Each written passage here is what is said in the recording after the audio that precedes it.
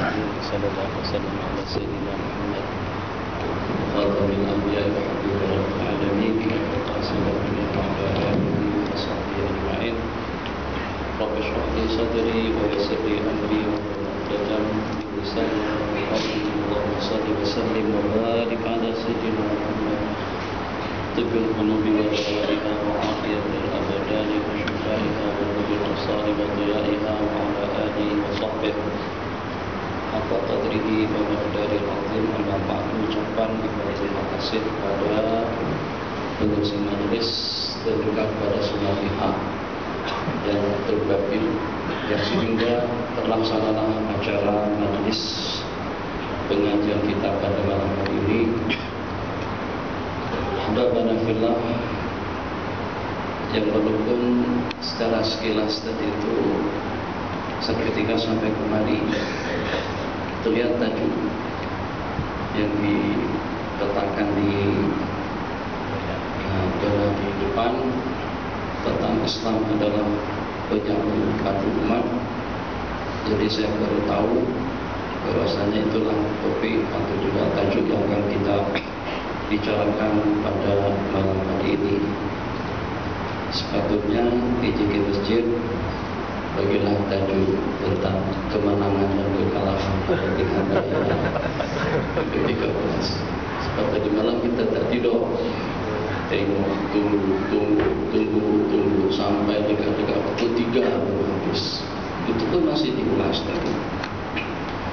Jadi mungkin dengan kita tidak terlalu dengan pembicaraan yang kita bicarakan, kita menggunakan di seputar ayat yang berbunyi Qulillahumma malikal mulk. Qul, katakanlah, Qulillahumma malikul mulki tu'til mulka man tasha' wa tanzi'ul mulka mimman tasha' wa tu'izzu man tasha' wa tudhillu man tasha' bi yadikal khairu innaka 'ala kulli syai'in qadir. Ini diantara daripada rangkaian bacaan amalan yang kita amalkan pada saudara semuanya. Suatu hal yang perlu kita tanamkan di dalam benak hati kita masing-masing, bahwasanya Allah itu adalah Malikul Mulki, yang memiliki segala kerajaan. Kekayaannya dengan Allah, udaranya dengan Allah, lautannya dengan Allah, kemudian dengan tanahnya dengan Allah, langitnya dengan Allah. Sebutkan yang mana satu yang lepas daripada cengkraman dan juga yang lepas daripada genggaman Allah. Segala-galanya adalah milik Allah Jalla wa'ala, sampai dengan manusia sebagai makhluk yang paling mulia pun juga adalah miliknya Allah Jalla wa'ala. Jadi sebagaimana kita yakini, ini dapat kita buktikan dengan mata kepala kita masing-masing. Dan itu adalah merupakan satu hakikat yang dinyatakan di dalam Al-Quran, bahwasanya manusia adalah merupakan makhluk Allah yang paling mulia. Walaqad karramna bani Adam, kami telah memuliakan umat manusia, anak Adam. Jadi kemuliaan yang Allah bagikan kepada umat manusia itu adalah segala-galanya, dengan akalnya, pemikirannya, kecerdasannya, kekuatannya, kemampuannya, kesehatannya, yang sehingga dengan beberapa anugerah yang Allah berikan kepada manusia nampak kelihatan kecil, tinggi tak tinggi mana, berat tak berat mana, hebat tak hebat mana, besar tak besar mana. Jadi kalau seandainya dengan fisikal kita, jelas kita kalah dengan sejumlah sekian binatang. Kalau dengan ketinggian kita, jelas kita kalah dengan pohon-pohonan dan juga dengan gunung yang mencagar langit. Kalau dengan berat pun juga kita jauh ketinggalan. Tapi justru makhluk Allah yang kerdil ini Allah muliakan daripada segala makhluk Allah yang Allah ciptakan, yang sehingga mampu untuk memperalat segala-galanya, yang dengan kemampuan otak manusia tadi itu sehingga dengan segala-galanya menjadi mudah dan dapat dimanfaatkan untuk kepentingan hidup kita sehari-hari. Ini hakikat. Kemudian Allah berfirman, katakanlah, Malikul Mulki, segala-galanya itu adalah bagi Allah Jalla wa'ala. Qulillahumma Malikul Mulki tu'til mulka man tasha. Allah yang maha memiliki segala kerajaan, memberikan kerajaan kepada sesiapa saja yang Allah kehendaki, dan Allah cabut daripada sesiapa saja yang Allah kehendaki. Seakan-akan kejadian yang malam kemarin itu bukan satu benda yang asing. Itu sudah kita baca dari tiap malam. Kita sudah tahu hasilnya. Ada yang kena cabut, ada yang Allah bagi. Ada yang terpilih, ada yang kalah. Ada yang menang, ada yang kalah. Stres tak stres tetap macam itu kedudukannya. Masya Allah, tabarakallah. Seandainya kekayaan, kerajaan miliknya manusia, kita boleh stres, kita boleh bersusah hati, kita boleh komplain. Tapi kekayaan, kerajaan dan dunia dengan segala isi-isinya, sehingga dengan manusia itu sendiri, dengan leluasa kehebatan yang Allah berikan kepada mereka adalah mamluk lil maula jalla wa ala, miliknya Allah jalla wa ala. Allah nak katakan seperti apa, nak Allah buat seperti apa, nak Allah perlakukan seperti apa, itu leluasa kudrat daripada yang maha kuasa.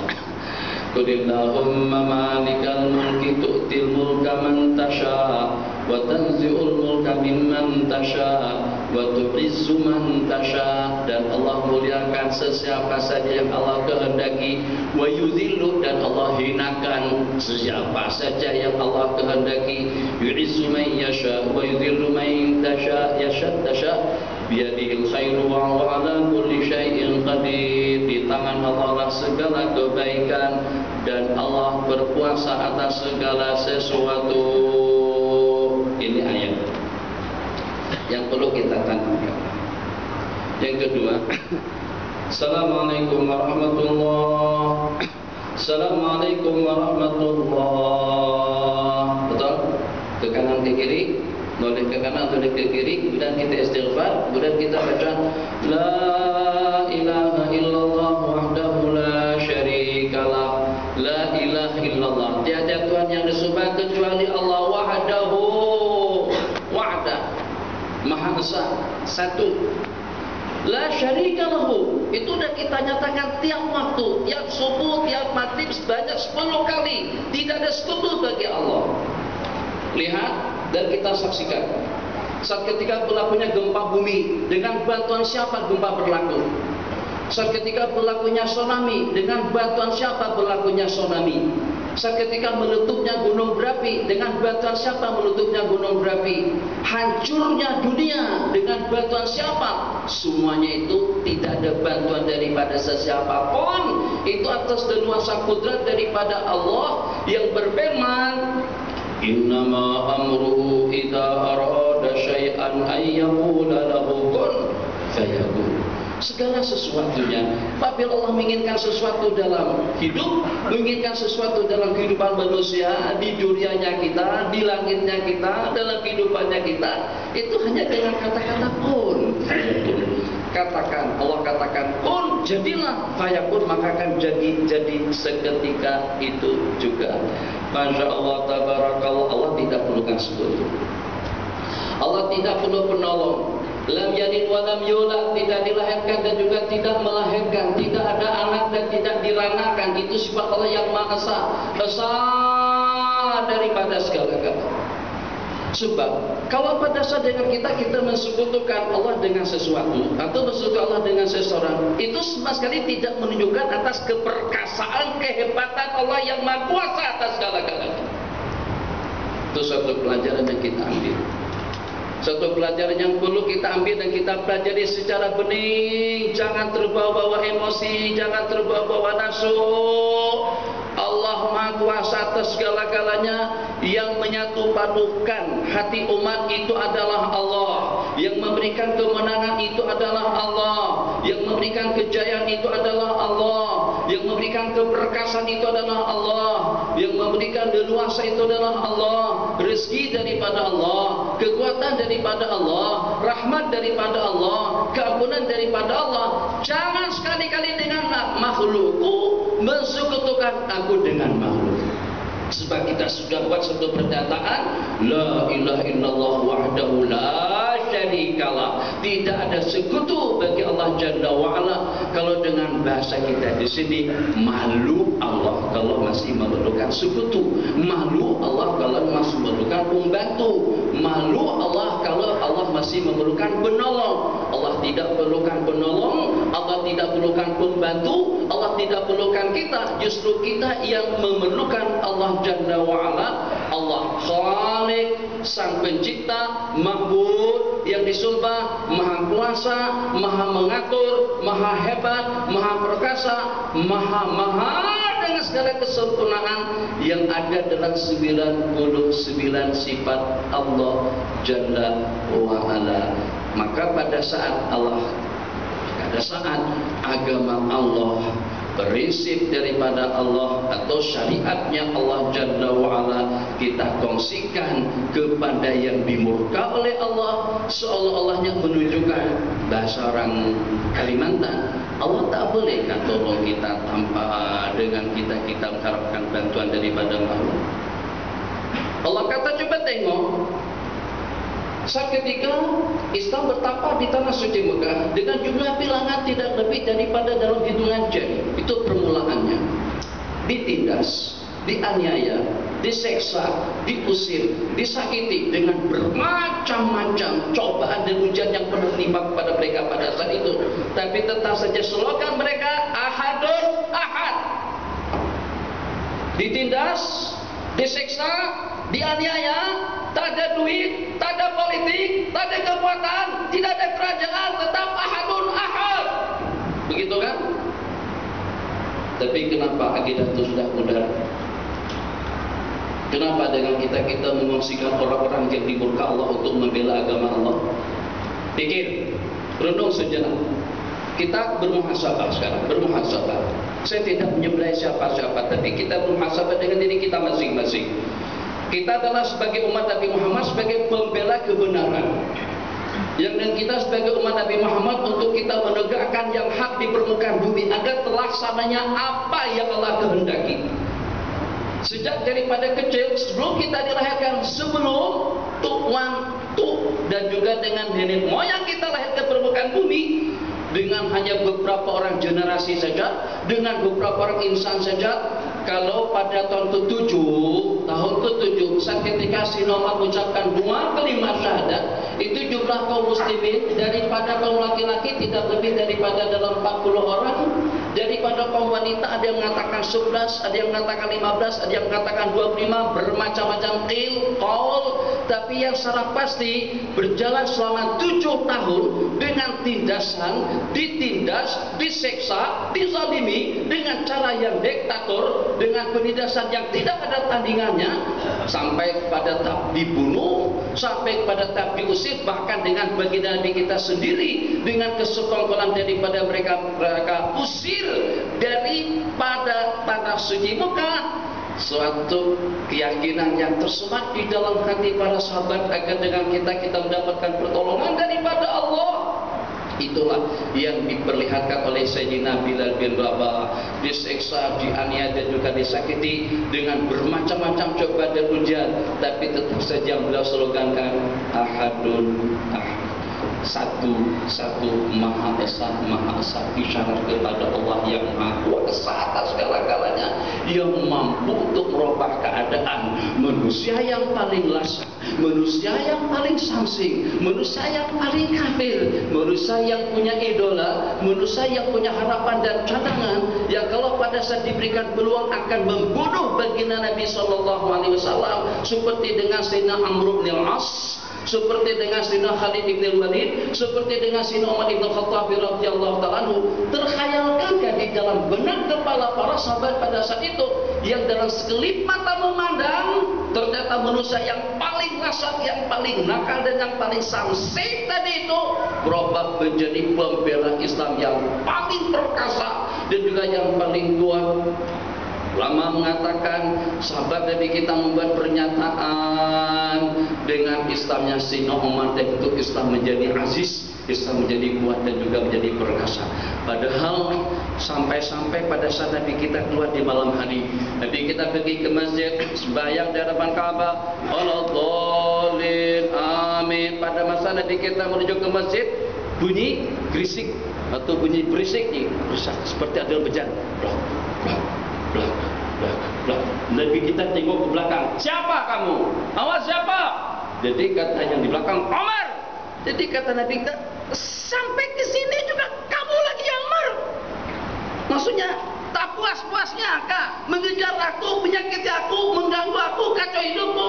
Sampai pada aku masuk ke masjid pun juga sampai kau ikutin. Itu siapa tuh? Sayyidina Umar bin Khattab radhiyallahu ta'ala. Tapi yang pada akhirnya Sayyidina Umar menjadi orang yang ketiga, menjadi orang yang kedua yang paling mulia daripada hamba-hamba Allah setelah Sayyidina Abi Bakar ini Siddiq adalah Sayyidina Umar Al-Faruq radhiyallahu ta'ala anhuma. Allahu Akbar. Yang walaupun hanya dalam beberapa orang, tapi ternyata dalam beberapa orang tadi itu mampu untuk merubah dunia, mampu untuk merubah ideologi umat, pemikiran umat, matlamat umat, cadangan umat, pengorbanan umat, dan juga dengan kehendak daripada umat. Yang walaupun hanya dengan segelintir umat manusia sahaja, pada saat dengan mereka berada di kawasan tempat yang disebut dengan Badar, jumlah mereka pada hari itu tepatnya 17 bulan Ramadan tahun kedua Hijriah, tidak lebih daripada dalam 313 orang saja. Betul kan? Perang Badar 313 saja. Mana ekonomi? Tak ada ekonomi. Mana politik? Tak ada politik. Mana budaya? Tak ada budaya. Mana duit? Tak ada duit. Tapi mereka tak nak babitkan diri kepada benda-benda syubhat. Mereka tak nak babitkan diri kepada benda-benda yang dimurka dan dibenci oleh Allah. Allah tolong mereka. Minta maaf, kalau seandainya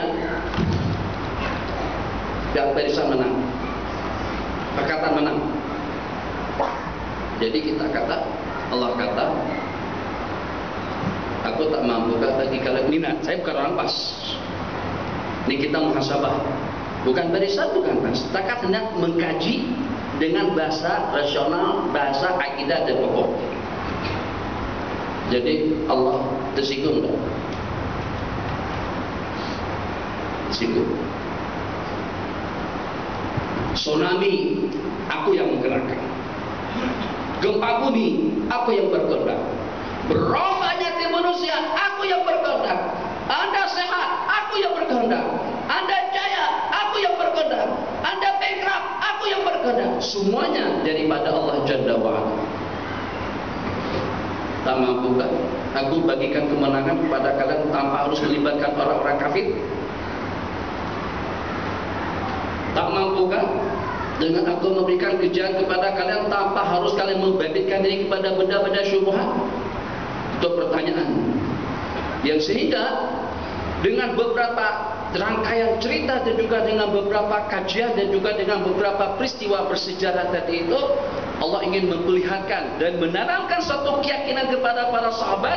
Islam bukannya setakat menyatu padukan umat, akidahnya, pemikirannya, ideologinya, dan juga dengan masa depannya, tuh dengan ibadahnya. Waladhdallin, amin. Semua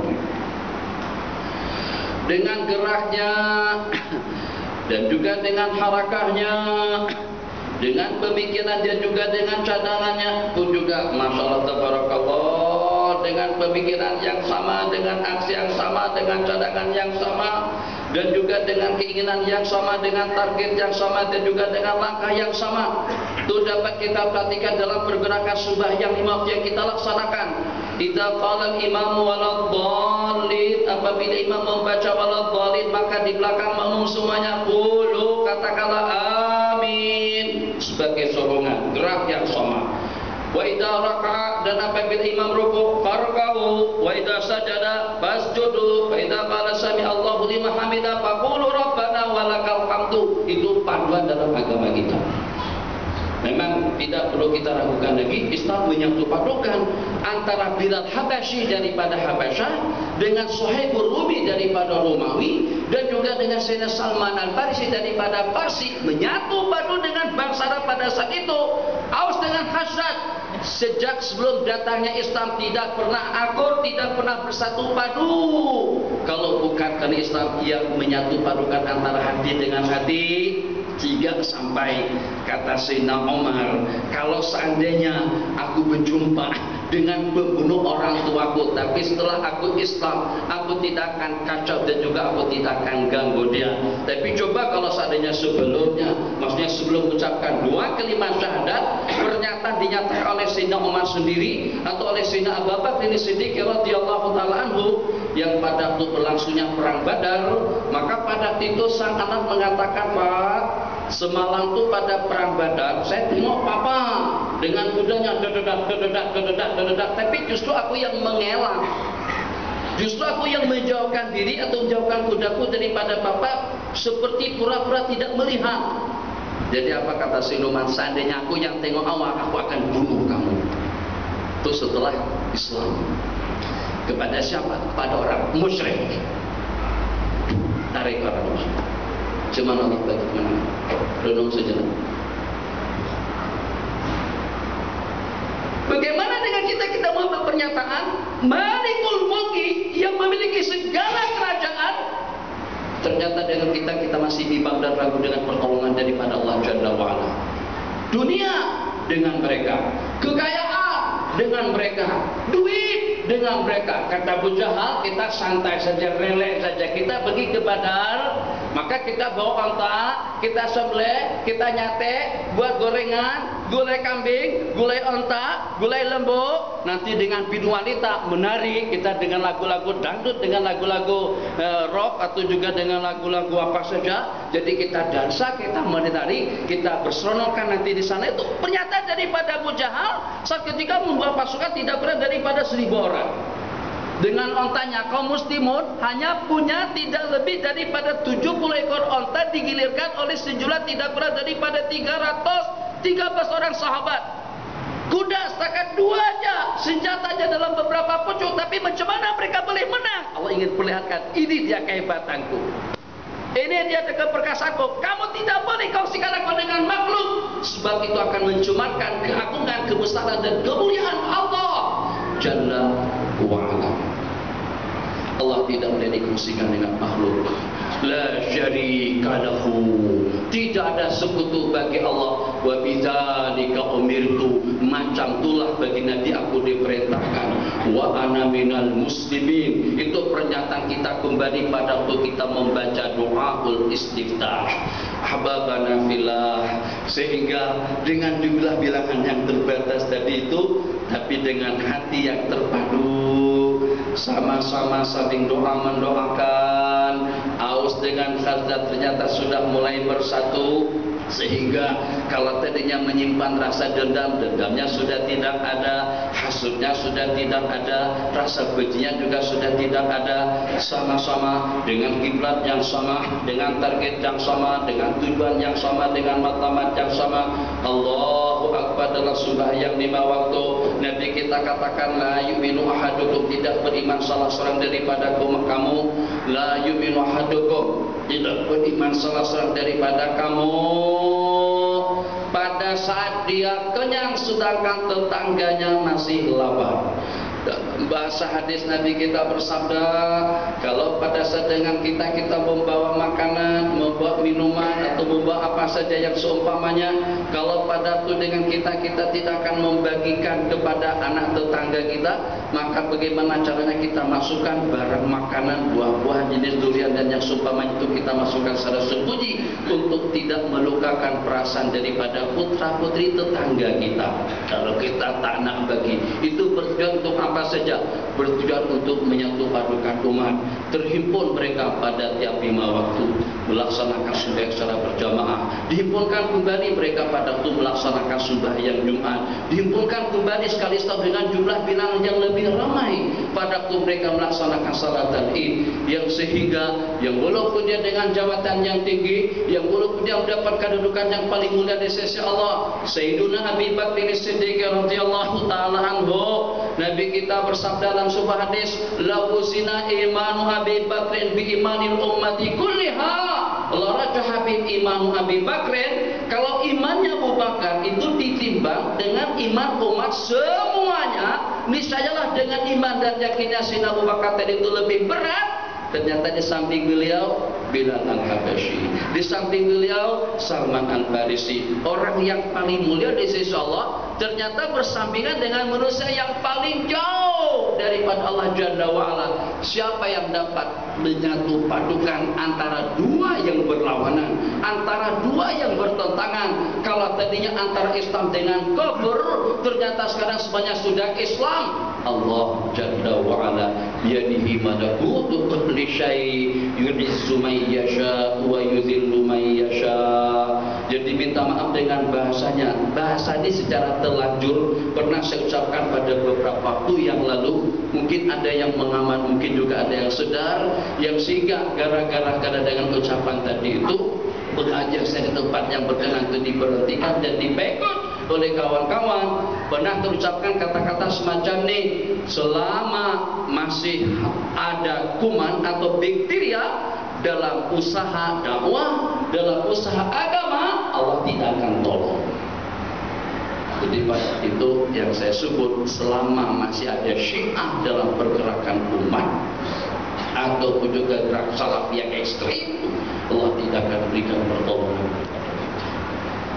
Akhirnya saya sebut mazhabu pada waktu itu, kawan-kawan pada komplain semuanya. Lah, Allah Maha Kuasa atas segala-galanya. Bulatkan keyakinan kita semacam itu.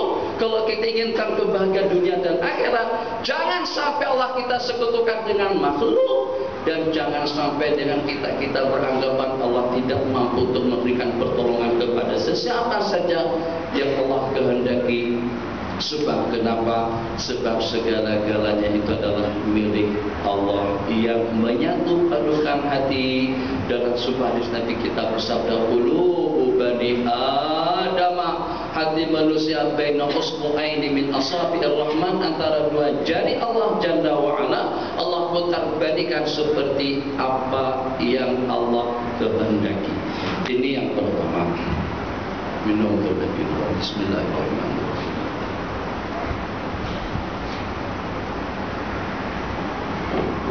Menang kalah itu bukan game. Menang alhamdulillah, kalah pun juga alhamdulillah. Kenapa? Sebab semuanya itu datangnya daripada Allah. Jangan sampai kita komplain dengan ketentuan takdir yang Allah kehendaki.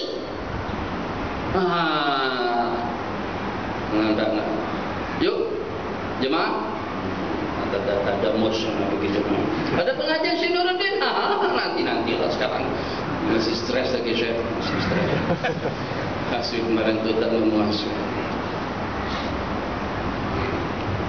Ayo. Terlepas kita, mana saja kita, posisi kita.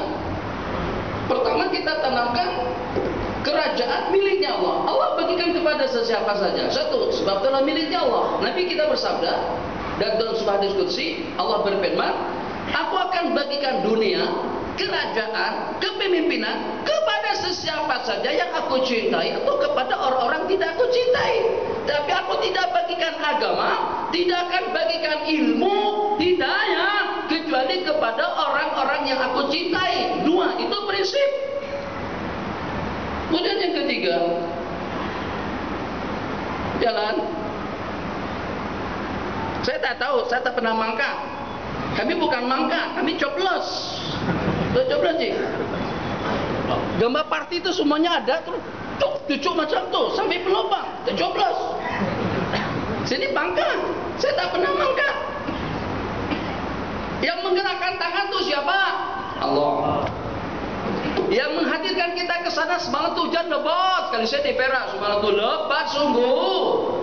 Makanya itu pengamat cuaca menasihatkan kalau nak turun mengemudi cepat-cepat waktu pagi, sebab diramalkan nanti sebelah petang hujan akan turun, sebelum sampai petang lagi. Baru tengah hari dalam pukul 12-an, pukul 1 hujan sudah turun lebat. Tahu di sini? Sini hujan. Ada. Petang.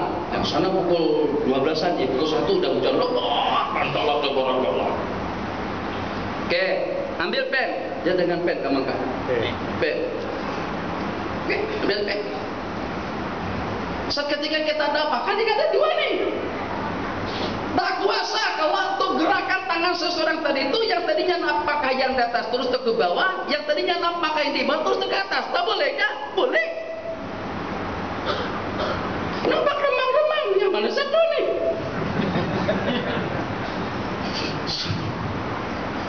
Hah, adalah susah-susah tak? Maka mungkin saja akan berlaku seseorang itu terpangkal bukan pada politik yang disokongnya. Allah Maha Kuasa atas segala-galanya.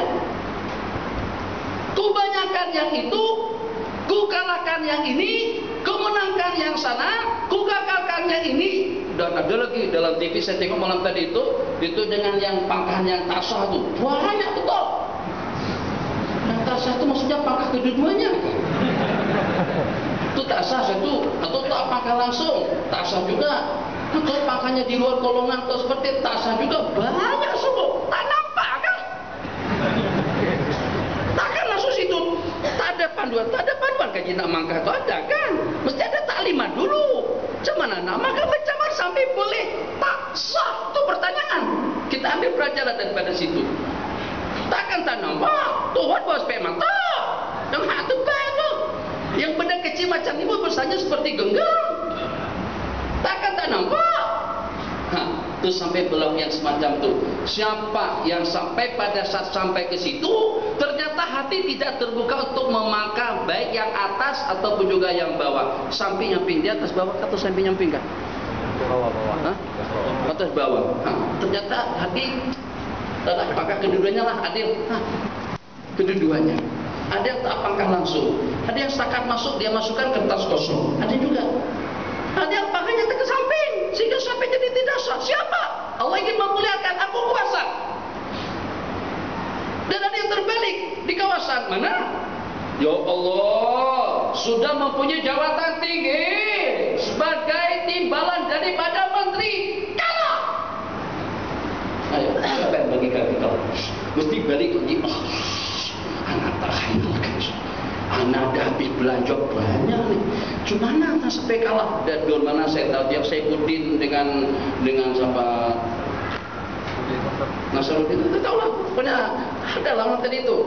Ini tak ada lambang ya. Jadi jangan dajing tak ada, hijau pun juga tak ada. Ini bicara secara lillahi ta'ala, tidak ada kepentingan apa-apa. Tapi kita ingin belajar daripada pengalaman ini.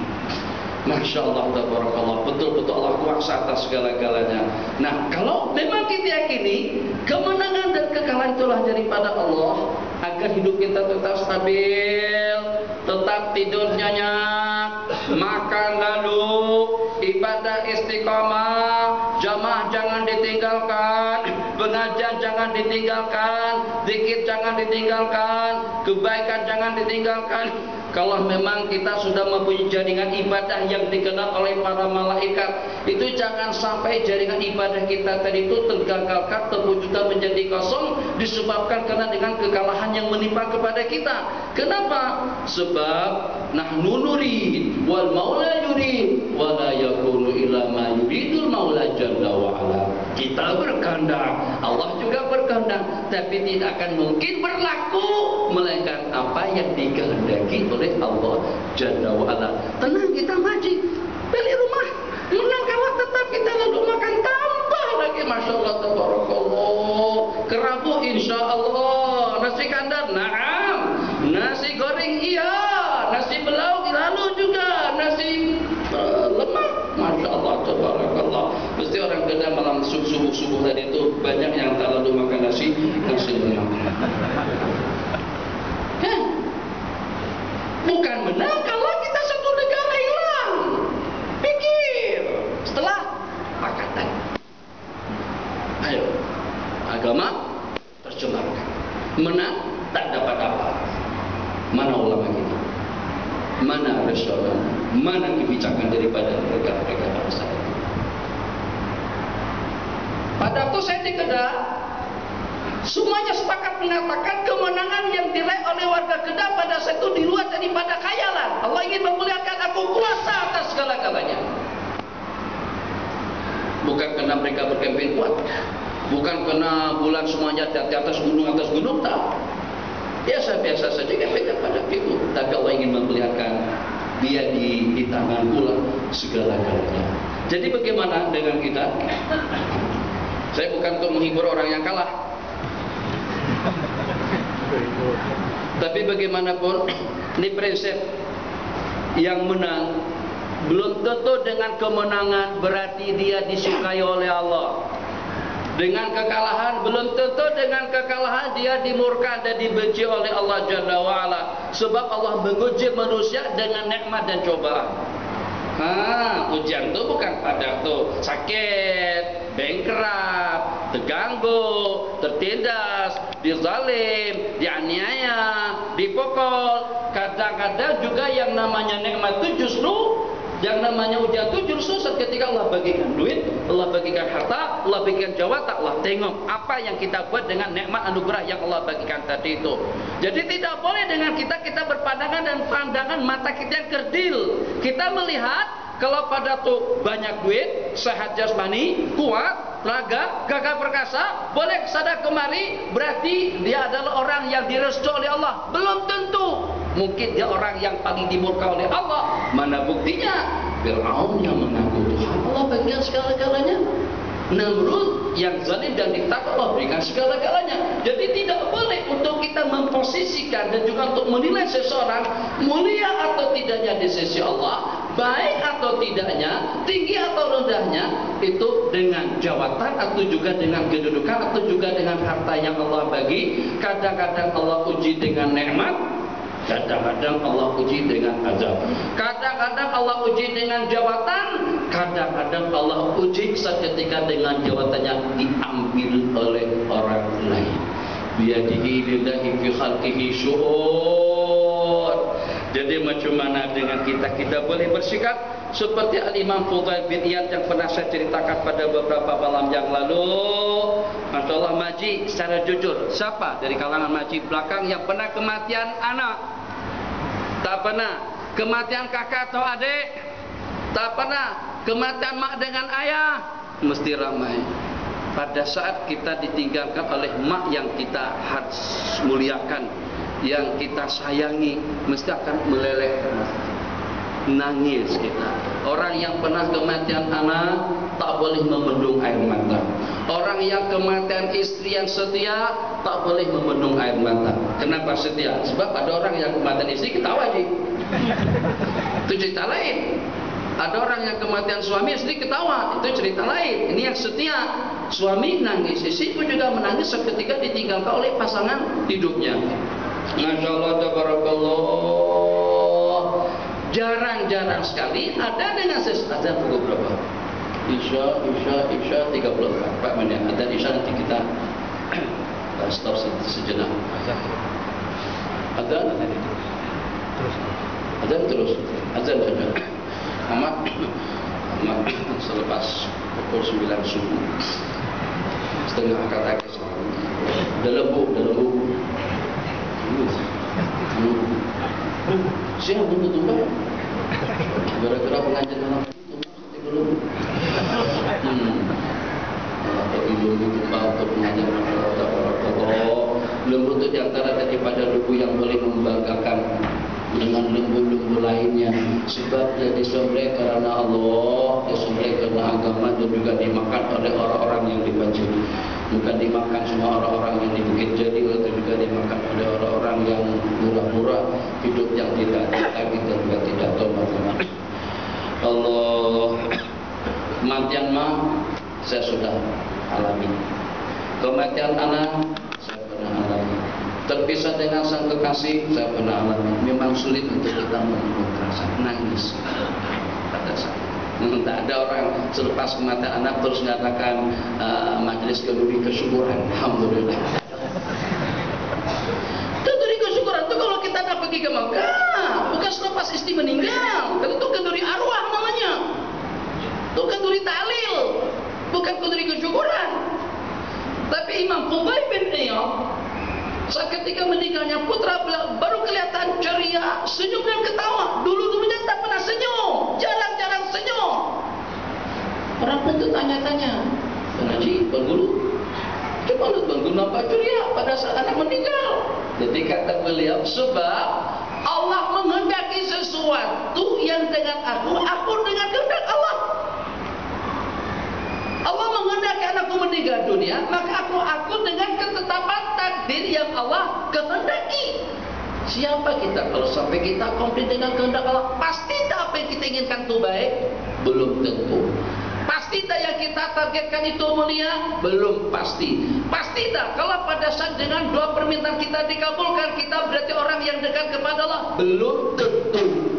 Semuanya tidak dapat kita pastikan. Kenapa? Sebab sebagaimana yang kita katakan tadi, kemuliaan mungkin saja yang pada saat dengan seseorang itu ditimpa musibah.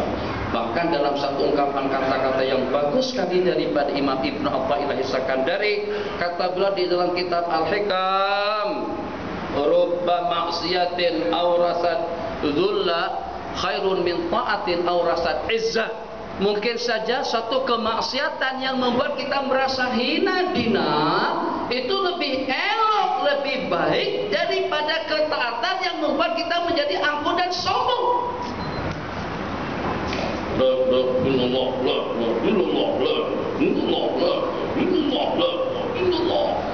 Tuh zikir tasbih malam hari dari tiga malam menangis tahajud dan dapat khatam Quran. Siang baju terasa nampak besar, terasa hebat, terasa lebih daripada orang ramai dengan ibadahnya, dengan ketakwaannya, dengan zikirnya, dengan tahlilnya, dengan tasbihnya, dengan tahmidnya, dengan tilawahnya. Ibadah yang mewariskan keangkuhan dan kesombongan, dengan kemaksiatan dan juga dengan kemungkaran yang dilakukannya, yang mewariskan kepada kehinaan, rasa kerdil, rasa malu, rasa hina, rasa rendah di sisi Allah Jalla wa'ala. Yang semacam ini, kemaksiatan yang menyebabkan seseorang menjadi rasa kerdil, merasa hina dan betul-betul mengharapkan rahmat daripada Allah, itu jauh lebih baik daripada ibadah dan taat yang membuat manusia jadi lasak, menjadi angkuh dan sombong. Sehingga pada waktu berjalan, kenapa? Karena dengan ilmunya, karena dengan tahajudnya, karena dengan ibadahnya, kita ditabrik, karena dengan tasfil yang 40 hari atau 4 bulan, kita sudah pergi India, Pakistan, Bangladesh, sementara Pak Jadi belum pernah kemana-mana lagi, di sini saja bergeraknya, tak pernah 3 hari pun, baru 3 hari bahasa sana sudah kabur, sudah tak nampak batang hidung. Masya Allah, tabarakallah. Sehingga pandangan sinis kadang-kadang itu berlaku, maka dengan syaitan mendapatkan saham dan andil dalam ibadah kita. Jadi tidak mutlak kemuliaan itu daripada yang baik menurut pandangan kita. Kadang-kadang kemuliaan boleh kita peroleh daripada kehinaan yang menimpa kepada kita. Ya Allah. Nah, coba pada masa diusir dari masjid, itu ke masjid tahun apa tenang, tak bagi, tak boleh. Nak duduk di mana saja, tapi jangan duduk di masjid. Di masjid bukan untuk tempat tidur, bukan tempat untuk beres, bukan tempat untuk berteduh. Allahu Akbar. Pada malam pertama di balai polis, malam di Allah. Allah inginkan tangisan yang macam itu. Allah inginkan khasyah yang seperti itu. Setetes air mata yang meleleh yang membasahi pipi kita pada malam kemarin, yang pada saat dengan kita merasa ditindas dan juga dianiaya, itu sudah mampu untuk memadamkan api nerakanya Allah Jalla wa'ala.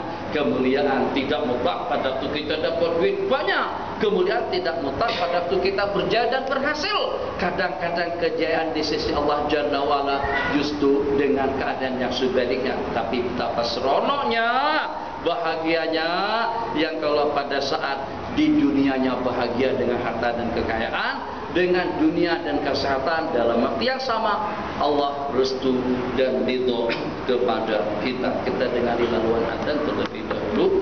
Ada wabillahi taufiq.